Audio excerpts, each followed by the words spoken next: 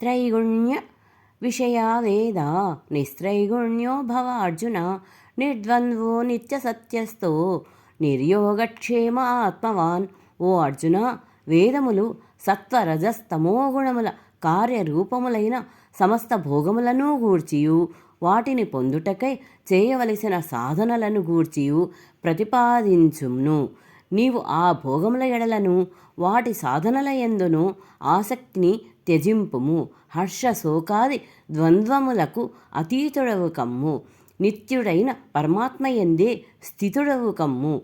నీ యోగక్షేముల కొరకై ఆరాటపడవద్దు. అంతఃకరణమును వశమునందుంచుకొనుము. యానార్థ ఉదపానే సర్వతః సంప్లుతోదకే తావాన్ సర్వేషు వేదేషు బ్రాహ్మణస్య విజానతః.